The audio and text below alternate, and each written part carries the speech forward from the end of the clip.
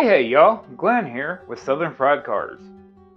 Now I've been working on my 100 cards for $100,000 project, and this is the second part in the series. I don't have any pickups today, but this is the second part of the cards that I'm going after, and the prices I'm looking at them, and the grade I'm looking at them. So this one will cover card 6 through 10. If you hadn't seen cards 1 through 5, I'll leave the card so you can go back and watch it, and this will be in a playlist on the channel page. So without further ado, let's get into these cards. Okay, number 6 on our card list is a 1949 Bowman Spahn Musial. Now I've got this card, trying to get it at a PSA 5. Recent sales show that you can get them around 800 if you shop, which on this list I'm going to be shopping pretty hard. If I get this one, got it down for $800 on the budget, which would bring my running total for all of the top 6 cards to $10,388. Like I said, there's some heavy hitters in that first video. But in 1949, Spahn Musial hit for the only cycle in his illustrious career. Now, I'm not sure if everybody out there knows what a cycle is, but a cycle is where you hit a single, a double, a triple, and a home run all in the same game, which is hard enough. But try doing it a natural cycle, which is hitting it in order. So you hit the single first, the double second, the triple third, and then the home run. Man, it would be neat to see one of those today. I'd love to see that. I believe the last time it was done was in 2006 by someone on the Texas Rangers. I'd have to go back and look, but that would be quite a feat. Anyway, so that made a really good year for Spahn. He did that on July 24th, 1949. He helped power the St. Louis Cardinals into first place in the National League with a dominant 14-1 win. Well, I imagine if you hit a cycle in that game, it's going to put you pretty over the top. But they won over the Brooklyn Dodgers. Okay, moving on. Moving on to card number 7, we're still in 1949 here. This card is the 1949 Bowman Warren Spahn. Now, I got this card trying to get it at a PSA 4. I've got it for around $300. I just checked the prices again. You can get them for around $300, maybe a little higher. Which would, if I got this in a PSA 4 at $300, it would bring my running total up to $10,688. A lot of money, man. For a working boy like me, it's a lot of money. Anyway, I think I can find this one in that 4 range. I may have to go down to a 3, just depending on what prices are looking like when I start targeting this card.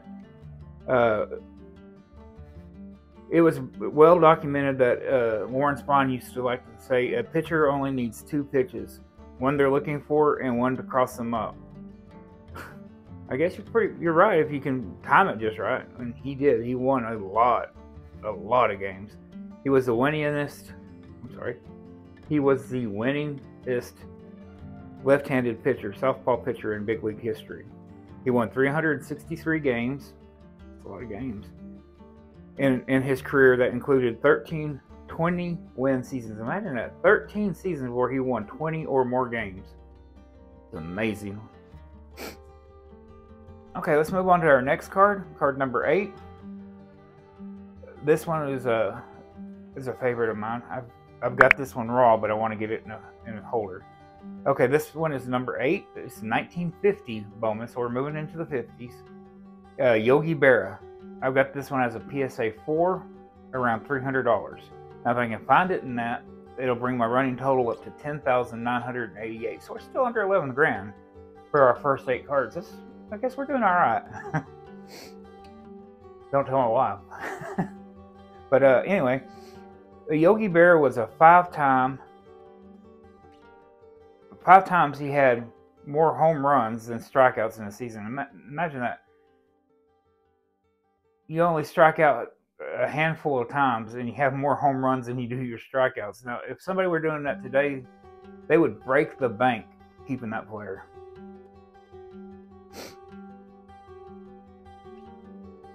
So in So in his 1950 let's start that over again, Glenn. You're getting tongue-tied. Okay. So Berra had 5 times in his career where he had more home runs than strikeouts for the entire season. In 1950, he struck out just 12 times the whole year. And he had 597 at-bats. I mean, picture that. Holy cow. What a hitter. And the combination of bat control and plate coverage made Berra a feared clutch hitter, proclaimed by rival manager Paul Richards. He's the toughest man in the league in the last 3 innings. That's where you need to be tough. Those last 3 innings, try to close it up. Anyway, I've got this card, like I said, in raw. I love this card. I got it for, I think, $20 about 18 years ago in a card shop, local card shop here in Midland. But I want it in better condition. It's poor condition, but at least I've got it. Okay, let's move on to the next one. Our next one, this is another monster card. It's a 1950 Bowman Jackie Robinson. I'm looking for this one in a PSA 2, and the budget for this is going to be $2,000. It may be tough, but that's what I'm looking for, is a PSA 2 and $2,000. That would bring my running total up to $12,988. Now, I don't have any Plain Days Jackie cards in the collection yet, but we're working on it. This one's just one that's going to take some time to save to get.